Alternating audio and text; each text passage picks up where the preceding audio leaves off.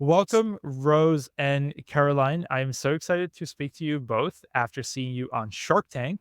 And I'm going to start you off with a big congratulations because I saw that your Kickstarter campaign just started shipping. The first people have Yes. gotten their pop lights. Yeah, they did. Yeah. Yeah, thank you for having us. Yeah. It's a perfect week to talk to you because this is the kind of the door partly closing on our Kickstarter, so it's like a perfect time to revisit it and go through it. Perfect. Okay. So for folks who have lived under a rock, who are not on TikTok, who don't watch Shark Tank, who are not on Kickstarter, what is Poplight? Poplight is a wall light that Caroline and I created because we needed it. So we had just moved in together. And so we live in Denver. We had moved into this older neighborhood in Denver with older homes, like the worst electrical outlet access possible. Like, I think in our living room, the outlet was in the middle of the floor.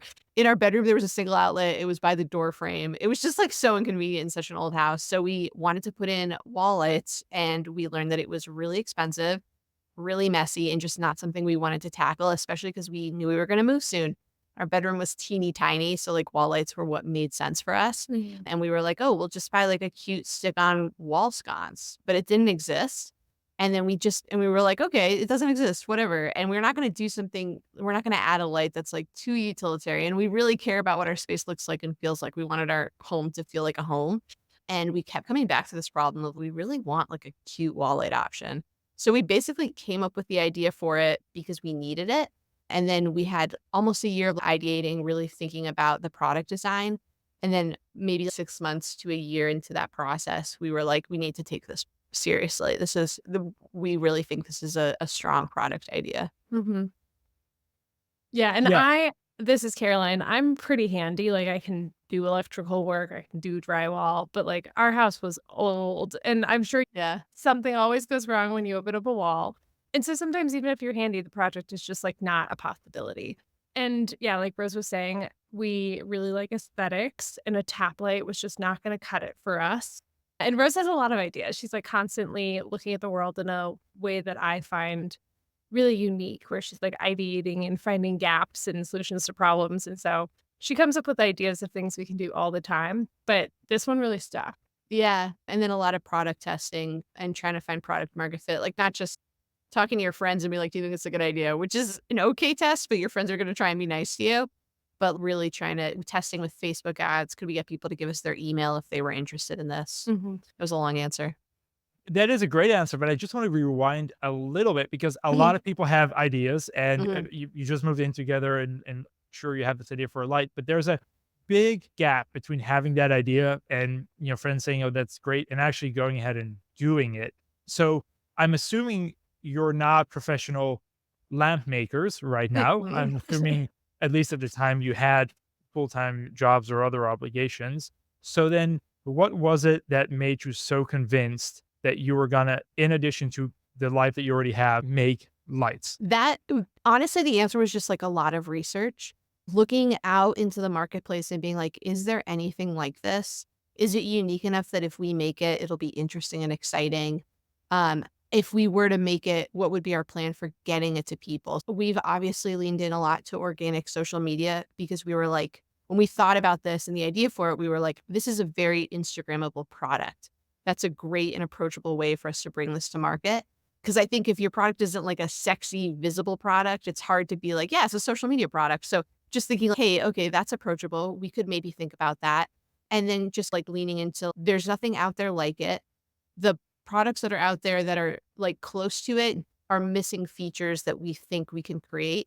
Yeah, Rose is an economist by trade, and so she thinks about the numbers, the markets, the selling points a lot, and before we decided to move ahead with actually finding someone to help us with the renderings and, like, the 3D printing, she did a lot of market research and also a lot of A/B testing, just being like, "Is someone interested? Would they click on an advertisement for a wallet that looked generally like this and had these features?" So, we did a lot of forethought about whether or not this was, like, a viable product for the market. And Rose is we always say Rose is the, like, math and I'm the buyer. So, like, between us, we really thought through the different parts of consumerism and selling. So, I would also say do your research and then also get other people's brains involved. because when you look at it from one angle and one perspective, you're going to miss things. Yeah. So what I would love to know is, obviously your journey by now is sort of famous, right? You guys did a Kickstarter, you went a Shark Tank, you're selling now. Those are many big steps.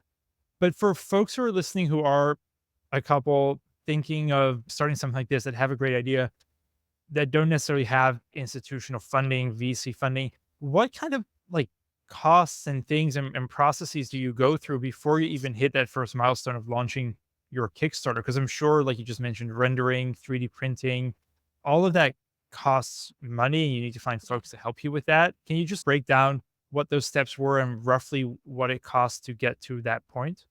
For sure. Yeah, absolutely. That's the hardest part. And unfortunately, and I don't think there was a way around this for us because we just didn't know what we were doing, but you waste a lot of money in the beginning with people that tell you they can do something that they can't, and you don't have enough experience to know.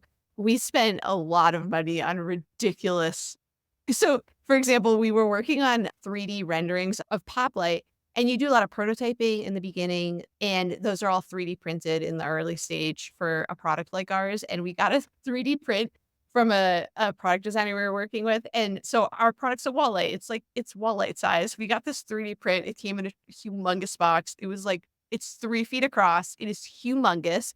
And when you pay for a 3D print, you pay for the material to print it and the time it takes to print it. So And we then paid also the shipping, the weight, the size. so we paid so much money for this absolutely ridiculous 3D print.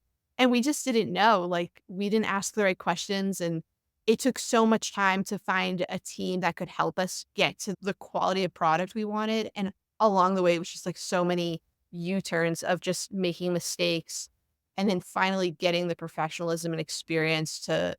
And like, this is something Caroline always tells me because I'm always trying to be like, how can we save a little money in the business by taking a shortcut? You really can't with design and quality. You have to pay for that quality. And what we ended up doing is working backwards, finding a product we liked and finding out who made that. And then eventually you just make connections along the way. So once you find like a really high quality design team, they're going to know a factory that they trust. They're going to know a Yeah. packaging design team that they trust. And then those connections start happening. And even if they're referred to you, you still have to do your homework and talk to other brands. We've totally messed up on that too, of trusting somebody's referral and then finding out it wasn't a good fit for us. But Yeah.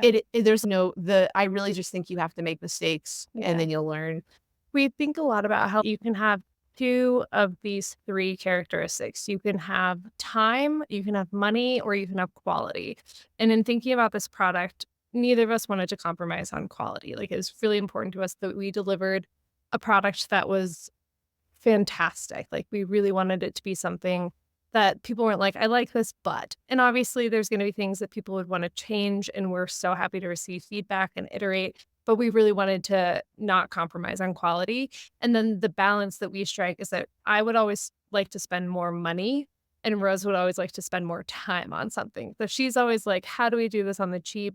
And I'm like, how do we do this so that we can have a little bit more time to focus on parts of the business that potentially might have more of a return on investment? Yeah, totally. And so balancing that is really important. But what Rose was saying, it is really trial and error.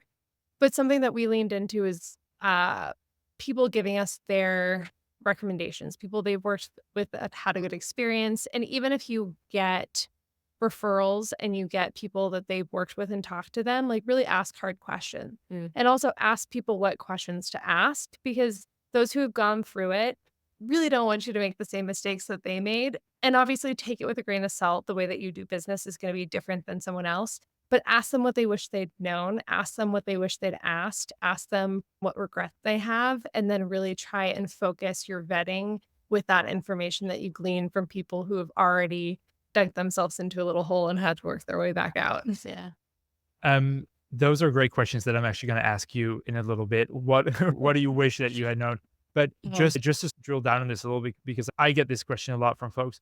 Do you have a ballpark number of what it took? You know, Yeah. you have all that product, like roughly, what do you spend to just Yeah. get to a certain point where you can take pretty pictures? It totally depends on your product, obviously, but we spent about $40,000 on our mold and tooling, but that's not like the end of the story. And then we were ready to go making thousands of pop lights.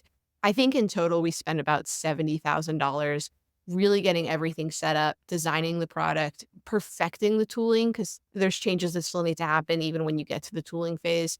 And then of course, with once you have the tooling done, we were ready to manufacture thousands of Poplights. Something went wrong and we had to get more tooling made because the tooling we made the first time turns out couldn't manufacture the amount of units we needed for a particular piece. So it's just basically, if you think you have a budget, you're wrong. You're Yeah. going to need more than you thought.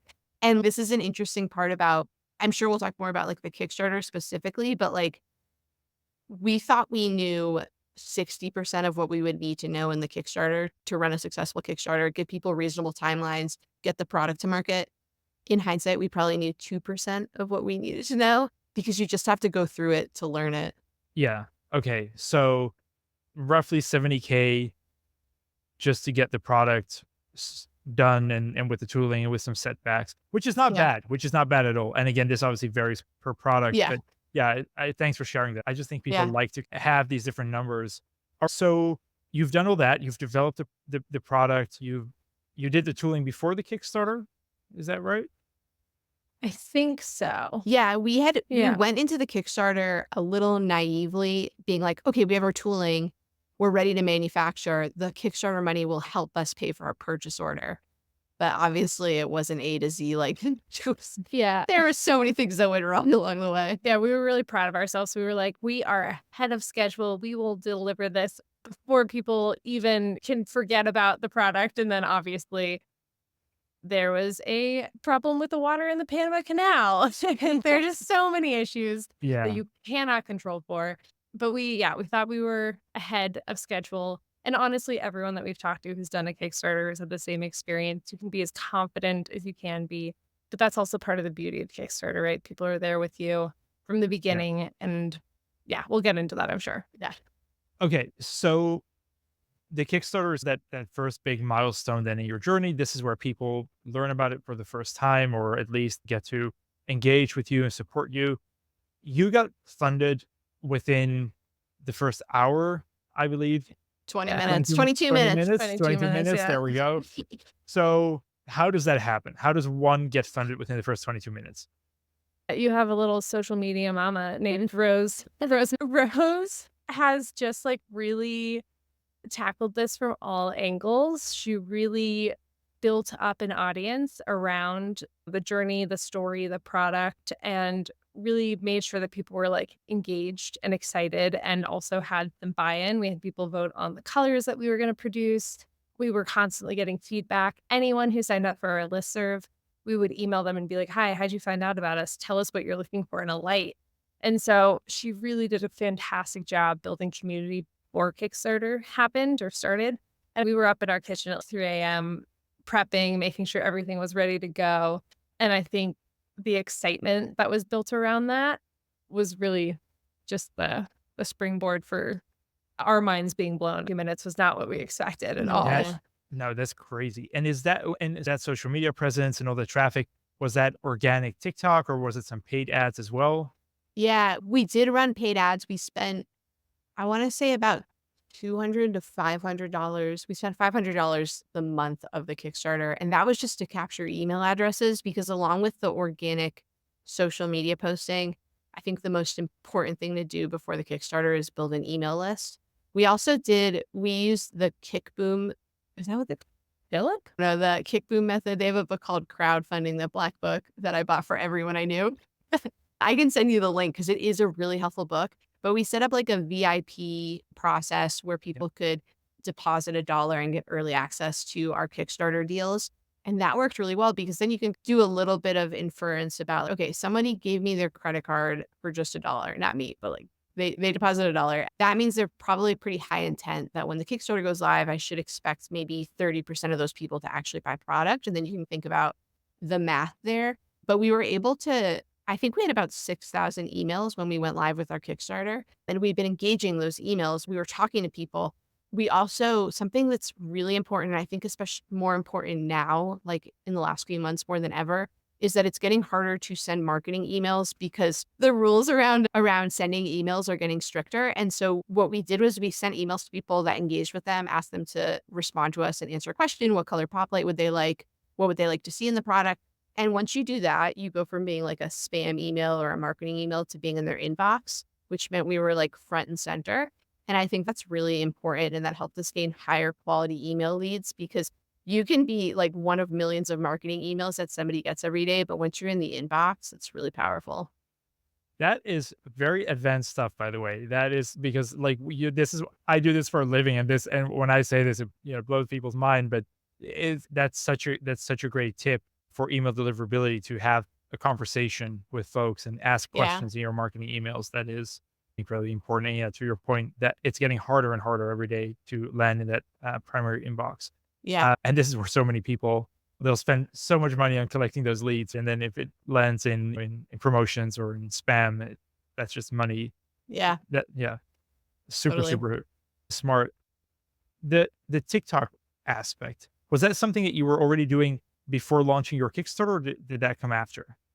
We were doing it. Okay, TikTok, I love. Like, I personally have so much fun on TikTok. I laugh all the time when I'm looking at TikTok. And so when we made TikToks and we thought about our social media presence, we were like, we want this to be fun. We thought about brands that we love watching their TikTok, and we were like, we personally just can't be serious people. So our TikTok should be a reflection of that. And so we just leaned into making it funny, or as funny as we could make it, still being awkward, camera shy people.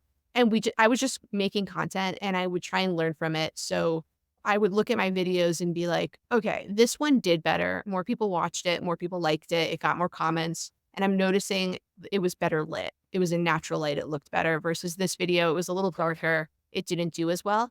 And then I would notice other things. Like I started this video with a question. It got more engagement.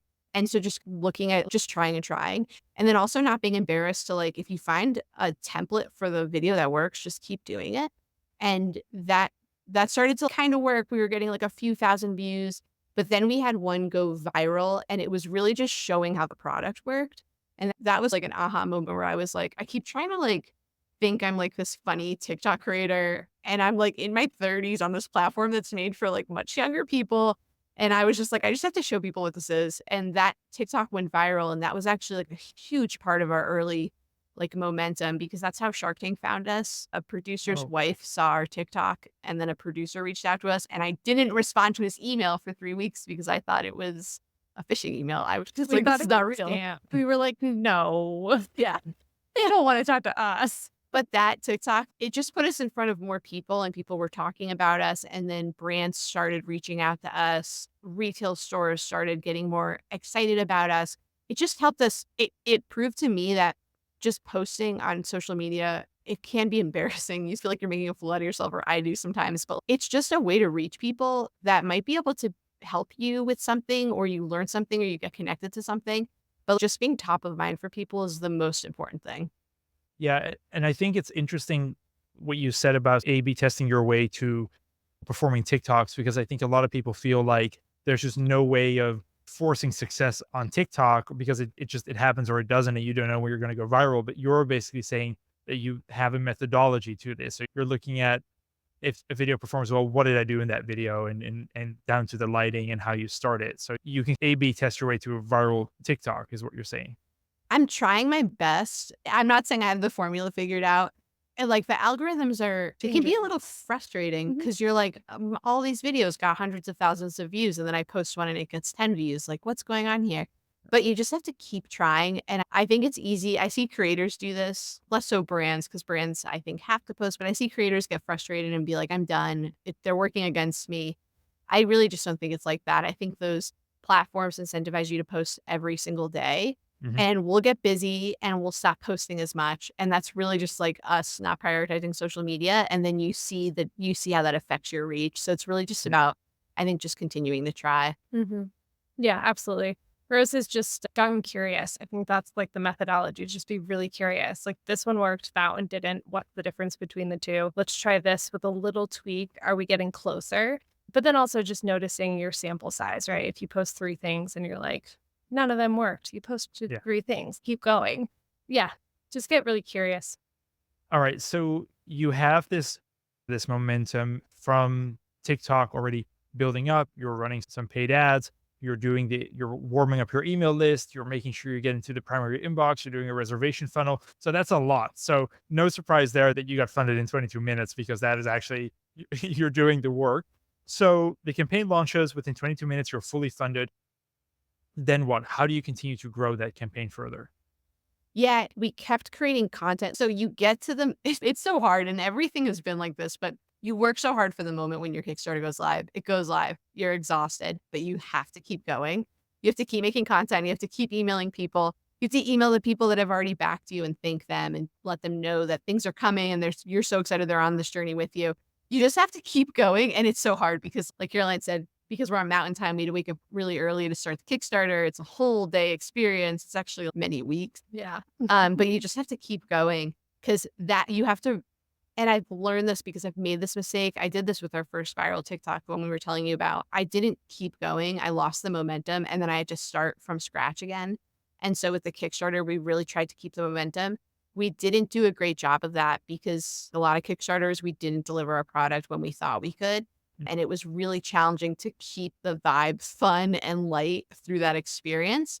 I think a lot of Kickstarters fall into that space. I'm not proud of it and I wish it hadn't gone that way, but we're really excited to be shipping now. But I think keeping the momentum going is challenge. Like you're just personally exhausted. You just have to keep going though. Yeah. And we really care about our customers and their experience. And we have, funded our own Kickstarters and had them come super late or funded other people's Kickstarters. Yeah. And we really just tried to be as transparent as possible. Hey, this is what's happening. Yeah. And taking accountability for the things that we can control. And also just like understanding that there's a limit to filling the Panama Canal. We would have if we could. Yeah. Yeah, you seem like very hands-on people, but you just cannot go to the Panama Canal and unclog it yourself. Like the DIY stops somewhere. At a certain point. At a certain point, yeah. Do you like our cat in the background? I love your cat. I love your cat. For the people who are listening, we see a beautiful black cat, and also on your social media, I saw you have a dog as well. Yeah, yeah. It's a family affair. She's sleeping down here at our feet. Yeah, I do think this is a bit of a tangent, but the pets and the way that you do your TikTok, which is very clearly in your own home and with your own family, it does really help because you are up against Amazon sellers from China that also make some form of wall battery lights and whatnot, but they can never recreate that personal feeling and that personal connection with an audience that you can as actual creators, a duo, a married couple that is working on their dream. And so that did actually strike me as very, maybe not, maybe it is or it isn't intentional, but it did strike me very efficient that you're able to build this connection through your social media by showcasing your actual life. Was that a choice? I think it was a financial choice at a certain extent. It's us at our kitchen table. That is Poplight headquarters. We're currently on our couch. I think for the longest time, it was just like, this is what we can do and afford. And we'd go to a friend's house and we'd be like, hey, can we take a couple of photos of Poplight? Like we'd come over to a friend's house, hang out and bring a Poplight because we need big photos. And we'd be like, we've exhausted our home and we'd bring them a pizza. And we just realized over time, like, that is the most fun. Like, it is just us in like my DSLR from like my high school photography class and just like really winging it on Photoshop. Yeah. But it started out as the only choice we had. And then as we've gone on, we realized that it works for us. It works for our community. And we have a really fun time doing it. Yeah, I think people do want to see you in your home being real. I think like just with what you said, people want to buy products from real people, especially real people who had the problem that their product was trying to solve. Mhm. And I wish I could say it was like our genius branding to make it feel like it was us at home. But it was really just we like even with the Kickstarter video, we got quotes to have a professional like studio made video. And we couldn't afford it. So we made it ourselves. We shot that on an iPhone and Caroline edited it. And it is, I think it's perfect. I wouldn't have paid for a studio version if I had known Caroline could create that. And she learned how to create it while she made it. And it's amazing. And it just, it all came down to us being like, we can't afford it. What can we do at home? And then the other thing is now that we have a little bit more money to play with studio imagery, it doesn't perform as well. People want to see Yeah, you like naturally lit in your home. that is true. That is so true. We run a lot of ads for a lot of folks, and then we'll get the most perfectly pixel perfect design thing with logos and whatnot, and they spent a fortune on designer, and performance is like 0, and then we just take like a random screenshot from one of the B-roll things that was lost somewhere in the Google Drive, and it performs the best Totally. because, yeah, it's just attractive to people to see real stuff, right? You don't wanna if you're scrolling on social media, if you see something's an ad, you wanna skip the ads. You wanna see the real stuff. So, yeah. Also, consumers are so sensitive and aware, not sensitive in a bad way, but you and I, we can all look at something and be like, this is an AI generated image. I can Yeah. look at this, I can tell it's fake. I can look at this, I can tell it was like really Photoshop. And consumers see that too. You're scrolling through Instagram, you look at a picture, you're like, I'm pretty sure this is fake. And Yeah. people can see that in your content that you create too. I do think there's a place for edited images, maybe on like your product pages, maybe Yeah, in your sure. Kickstarter photo imagery of like your product. But I think in live content, people really want to connect with someone. Yeah. So you made your Kickstarter a huge success, and then you went on Shark Tank. This I love speaking to folks who have been on Shark Tank because I'm one of those people that has just been watching the entire show since day one. You didn't have to audition. You actually had someone reach out to you who you then thought was a scammer, and you didn't reply to them while there are thousands Yeah. of people queuing for hours outside the Las Vegas Convention Center just to have an audition. But okay, that's you got that down. What happens next? So a lot of work, right? They reach out. We had a chat with them, made sure they were real, Googled the email. It was like, Max Woodlow, are you real? Seriously. And then we got assigned a production team, and our producers were these two incredible women who are just so supportive, Amazing. such badasses. Really brought the energy, the expertise, and we had such a positive experience. There was a lot of work to be done. You do have to provide a lot of numbers, a lot of information, but they really have it streamlined. Like they've been doing this for years and years. And so the process is really well coordinated, Mhm. but there's a lot of like work to give them all the information that they need to prove that we're real people in a real business. And then it really went pretty quickly. Yeah. We got the go ahead. We practiced there. our pitch. I swear, anytime we were in the car, anytime we had a down moment, it was like, Rose, tell us about your numbers. Yeah. Caroline, tell us about the future of Poplight. I mean, we just rehearsed Constantly. constantly. And I'm guessing there's 2 parts to this, right? There's the financial part or the due diligence and the business side of things, and then there's the creative part. Now, I don't know if you can go into this, but someone told me that for what we see on TV, what you bring to the set, you were in a bed and you had this wall with the pop lights. You have to provide that yourself, or you have to pay for that yourself. Is that correct? Don't know how much of this we're allowed to share. I guess I just don't know. Yeah, I guess Because that's fair. when we've Yeah. talked to other Shark Tank people, we've learned things from them that we were maybe told differently. So I just don't know what Okay. they try. I We're- just don't know. Yeah. Sorry. Maybe No we worries. can say, And we had, and I, what I can say is we had such a great experience that we take it so seriously to be respectful of everything they asked us to do because the experience was so positive. yeah. What we can say is what they can do for you, they will. Yeah. Yeah. Exceptional, incredible team. Yeah, going into doing like reality television, I was feeling pretty hesitant. I am like a full-time individual and couples therapist. And part of my whole spiel is I am not that known by the people who come to see me. And then I was like, wait, we'll be on national television, winging it. And the experience was like very heartfelt and kind and supportive. There was never a moment where I was like, you just want a bit or Mhm. like a piece of feedback or something you can put on the internet. It was really supportive. It was great. One of the things that also I think is crazy about Shark Tank, and I think this is public knowledge, is that you are, first of all, you're not guaranteed that they're going to air your pitch, right? So you can go through all of this, the practicing in the car, the paying for your own sets, and not even have it aired. But I also heard that some folks they're even cut from the pitch selection on the day off or like the day before recording. So you have no idea if this is actually going to happen. Is that right?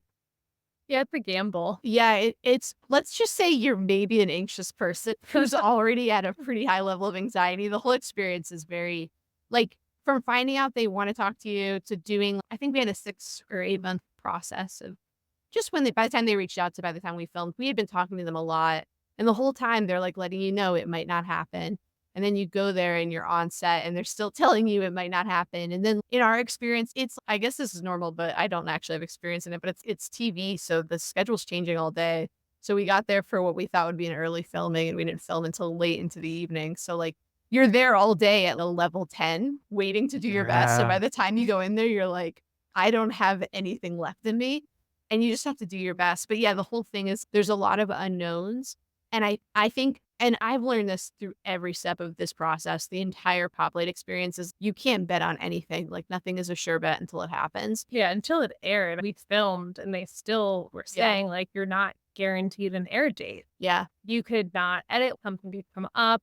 They might cut an episode for some reason. There can be Like, legal issues. Yeah. There's something, yeah. There's like Yeah. a lot of things that can go wrong. yeah, but they're very clear with you about that the whole time. Yeah. Like they let you know what the risk is and then you get to make an informed decision. Yeah. But it is just from a meta perspective, right? A few years prior to that, you're just a couple moving in together looking for a wall light. And then all of a sudden you're pitching like on national TV reality show. There's a level of like resilience and flexibility and just that you just have to Yeah. get through this journey. Is what It's like different ways. fever dream. It's It like everything really that's is. happened, even this week, starting to ship Poplights for Kickstarter backers. The whole time I'm like, I don't know if I'm dreaming this because it's all happening so fast, but at the same time it's so slow. But yeah, a lot has happened. And there's so many things that have happened that when we started Poplight, we were like, maybe in 5 years, this will be something we can think about doing. Maybe in 3 years, this will come across as a feasible opportunity. But everything's happened so much faster than we thought.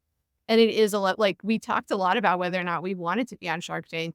As a Is this who we are? As a pre-order product, Yeah, it didn't We- make sense for our business. we only had prototypes. Let's just say that. They were not Yeah. finished products. And Tooling there's a samples is lot what of- you called it on the episode. I think. Yeah, exactly. Yeah, Tooling yeah. samples. So we had our tooling made, but they were like as close to production as we could get them. But they were far from perfect.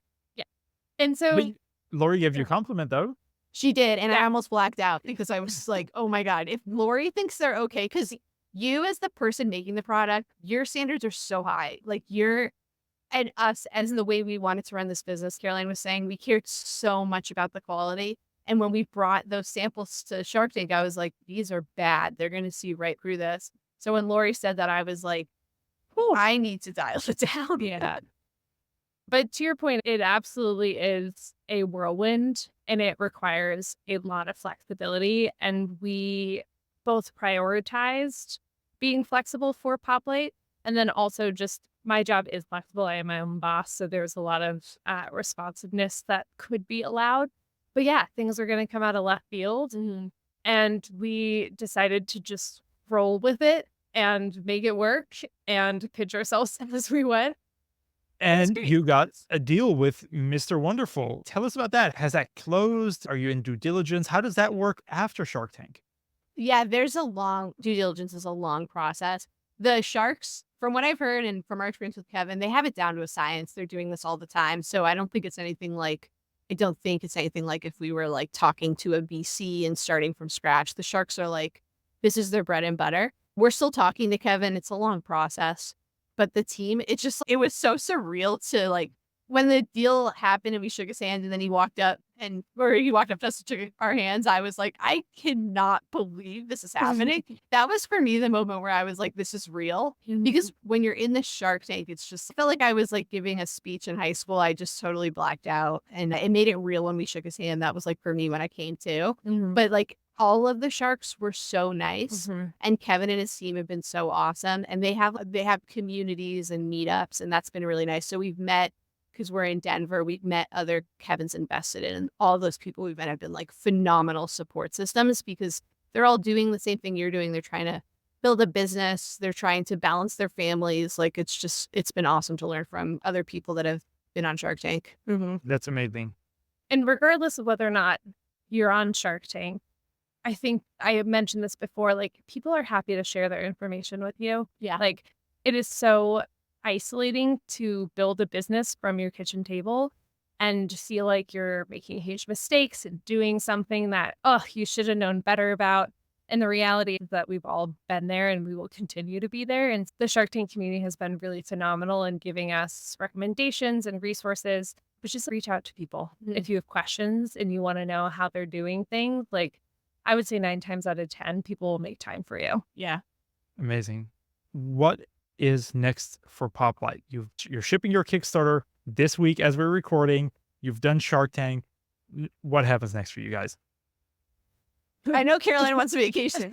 Honestly, we're expanding our color line for Poplight. So we love our colors right now. Our community chose a lot of them, and we're hoping to roll out more colors the end of the summer, early fall.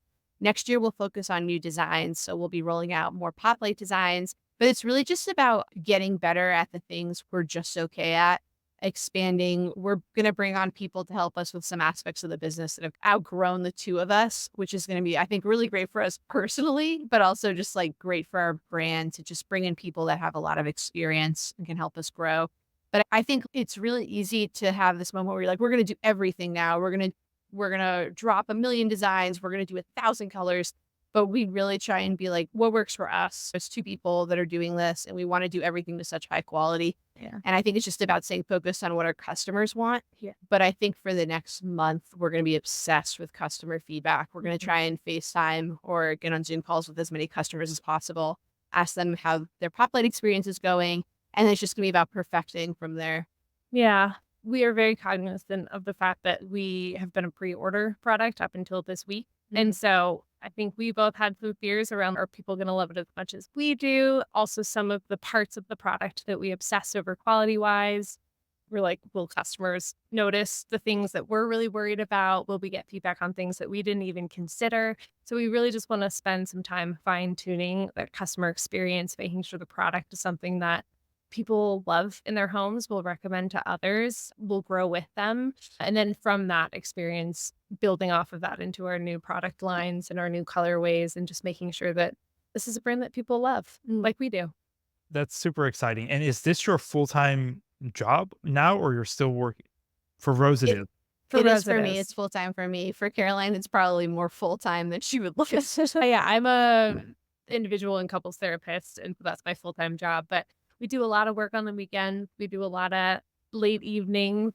We have a call with our manufacturing team in China every week that starts at 8 p.m. and it often goes until very late. I pitch hit where I can. We do a lot of like chat and iterations, and then Rose really does all of the implementation and coordination, and her brain works really well that way. So it's good. It's a good balance. For anyone who's listening now, who is like you, but a couple years ago with an idea, what is the biggest takeaway that you wish that you had known back then that you can share today with them? I like that we spent a lot of time designing our product, but we could have moved faster. I don't think that's my biggest takeaway, but I think just getting prototypes in your hand is the best way to figure out what you want and what you don't want. I also think being honest with yourself about what you want out of, obviously you want to get your product to people, but what do you personally want to do? Are you somebody who wants to learn about email marketing? Are you somebody who wants to like get really good at social media? Do you just want to be managing inventory? Because when you're doing this, especially if you're doing it and you're just going to bootstrap it and be like founder led and run, you're doing everything, and not all of those things are fun. For example, the amount of time we've spent on logistics, like learning about the Panama Canal.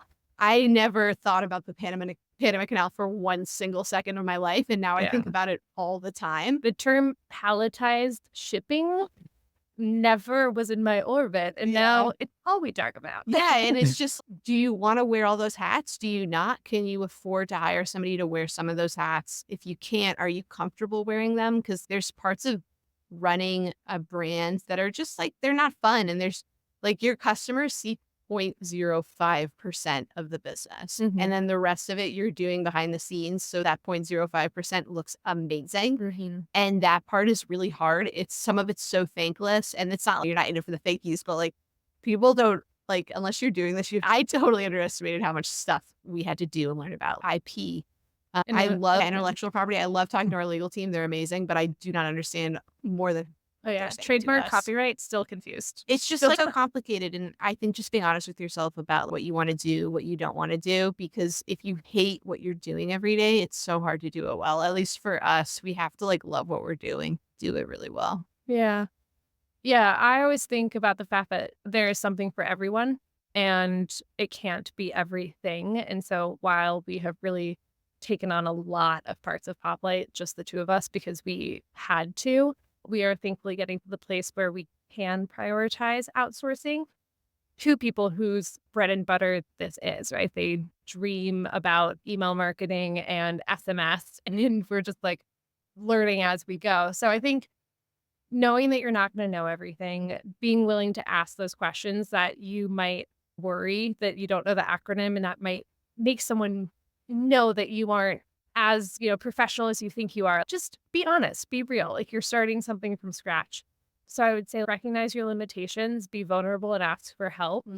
And then on an interpersonal level, if you're doing this with a partner, whether it is like platonic or romantic, or like you have a firm contract in place, be really realistic with each other about what your non-negotiables are, how much time you have to spend, what boundaries should look like. We've really worked that out over the years, but there have been times in which our priorities have been different. And those are things that you just really have to negotiate and be honest about. And it's a constantly evolving process. Like it's a conversation you'll return to again and again. But business partnership is challenging. And know your strengths, know what you should lean on each other for, know what you don't know, and like really trust the other person's expertise, and be humble about the fact that this is really hard. It's really hard. It's hard. Yeah. I think that's such a great conclusion because to summarize your big takeaway from the both of you is that it is hard.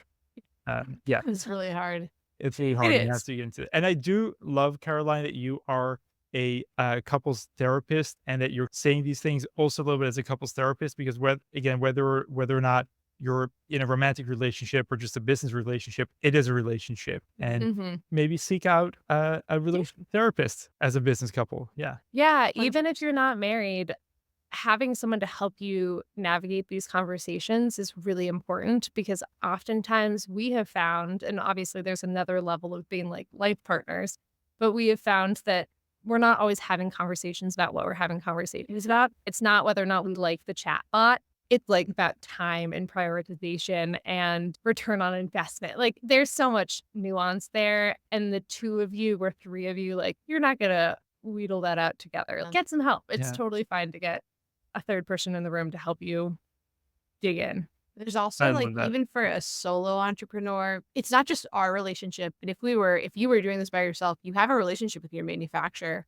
You have a relationship with maybe a vendor you're working with, a marketing agency. Like those relationships are really hard too, because stuff goes wrong all the time. And it's very easy to point fingers, but it's not productive to do that. So figuring out like, if you want to have a long-term relationship with your manufacturing partner, like what do you need to do that? Yeah. And a little sidebar there is we have worked with some people that we very early on got a vibe we're going to be challenging people to work with. And because of where we're at and what our budget was and who we knew and the like time that we had to deal with this thing, we definitely tolerated some partnerships that were not good for us. And so if you see a red flag, I would highly advise you to address it immediately. Like we had some older folk roll their eyes or scoff at questions that we asked. And that's not a partnership that's respectful. And that's not a partnership that's going to help you grow and is going to be mutually beneficial. So there are other people out there. Like those aren't the only fish in the sea. And if they can't work with you in a respectful and professional way, do not work with them. Yeah. Just like the end. Hire slow, fire fast. Like somebody doesn't work for you, you have to move on. Yeah. We're like too small of a business and too young of a business to like, we just have to be agile and we need people to align with us. Yeah. And the wrong hire or the wrong person or the wrong vendor can have such a detrimental impact, right? At this early stage. Such a Absolutely. precious little flower that is very easily trampled Yeah. by the wrong person. Yeah. And I'd also say if you're a small business, I think there's a really good thing to be said about having your community support you and getting people around you to help you. And we definitely have leaned on friends in an informal way to support us with things. But if you're doing something that is going to be a long-term relationship or is really important to the business, write a contract. Like, you don't need a lawyer to read it, but definitely have bullet points around expectations, deliverables, consequences, payment structure. Like it's really easy to just be like, we'll work it out. We're friends. But there's nothing that will kill a friendship faster than just like being misaligned and not feeling like something was fair. And that'll ruin you. It'll be really sad. Don't do it.